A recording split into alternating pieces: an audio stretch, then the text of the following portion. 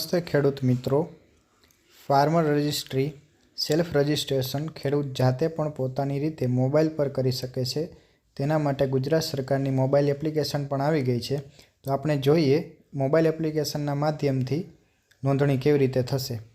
સૌથી પહેલાં farmer registry Gujarat, હસ્તાક્ષર અને આધાર ફેસ આઈડી આ ત્રણ એપ્લિકેશન પ્લે સ્ટોર માધ્યમથી ડાઉનલોડ કરવાની રહેશે। ત્રણે ત્રણના અહીં ડેવલપર કોણ છે એ પણ જોઈ લેવું। કોઈ ડમી એપ્લિકેશન હોય તો એ ઇન્સ્ટોલ કરવી નહીં, પ્લે સ્ટોરના માધ્યમથી જ આપેલ ડેવલપરની જ સરકારમાંની એપ્લિકેશન ડાઉનલોડ કરવી। ત્યારબાદ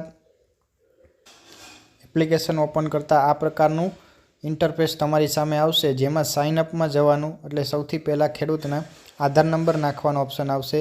જો એને આધાર કાર્ડ સાથે મોબાઈલ નંબર લિંક હોય તો તે ઓટીપી પર ક્લિક કરશે, અને જો ફેસથી કરવું હોય એટલે કે ખેડૂતને સામે ફોટો પાડીને જો કરવાનું હોય તો ફેસવાળા બોક્સ પર ટિક કરવાનું, ઓટીપી નાખીને એન્ટર કરવાનું। અને જો ફેસથી કરેલું હોય તો આધાર ફેસ આઈડીવાળી એ પહેલી વખત એપ્લિકેશન ખોલતા હશો તો આ પ્રકારનું ચેકબોક્સ કરવાનું આવશે।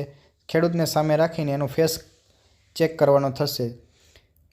કેવાયસી કમ્પ્લીટ થયા બાદ, એટલે કે આધાર કાર્ડનું ઓથેન્ટિકેશન થયા બાદ આ પ્રકારની સ્ક્રીન સામે આવશે। ખેડૂતની વિગત એક વખત ચકાસી લેવાની, ત્યારબાદ તેના મોબાઈલ નંબર નાખવાના, બાજુમાં વેરીફાઈ નામનું બટન છે એના પર ક્લિક કરવાનું। વેરીફાઈ કર્યા બાદ ઓટીપી જનરેટ થશે, એટલે મોબાઈલમાં જે ઓટીપી આવે એ નાખીને વેરીફાઈ કરવાનું। ત્યારબાદ આગળની સ્ક્રીનમાં પાસવર્ડ સેટ કરવાનો આવશે, એટલે જે આલ્ફાબેટ પ્રમાણે નિયમ પ્રમાણે છે તે પ્રકારનો પાસવર્ડ ગોઠવવાનો। 2 વખત એકને એક પાસવર્ડ નાખી તમે આઈડી ક્રિએટ કરશો એટલે એકાઉન્ટ ક્રિએટેડ સક્સેસફુલી લખેલું આવી જાય એટલે ઓકે કરી દે।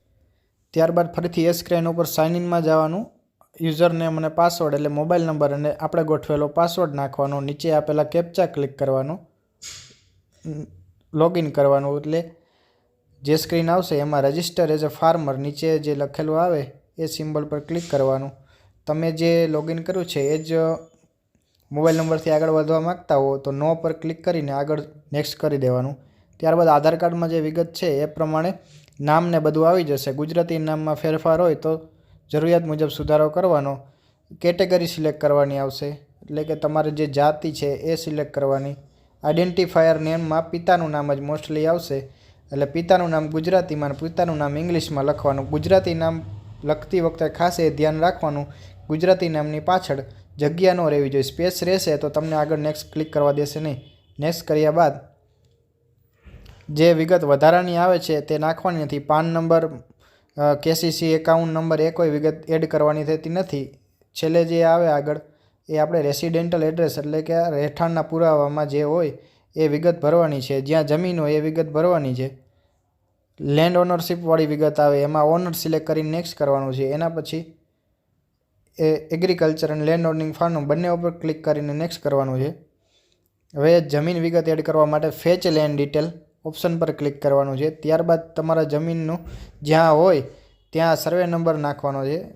ગામ સિલેક્ટ કરીને સર્વે નંબર નાખશો, સબમિટ કરશો એટલે નામ આવશે, એમાં જે ખેડૂત ખાતેદારનું નામ હોય એ નામ ટિક કરવાનું છે।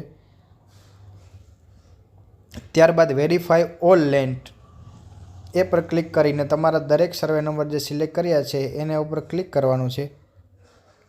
આ વિગત જરૂરિયાત મુજબ હોય તો ભરવાની છે, બાકી જવા દેવાની છે।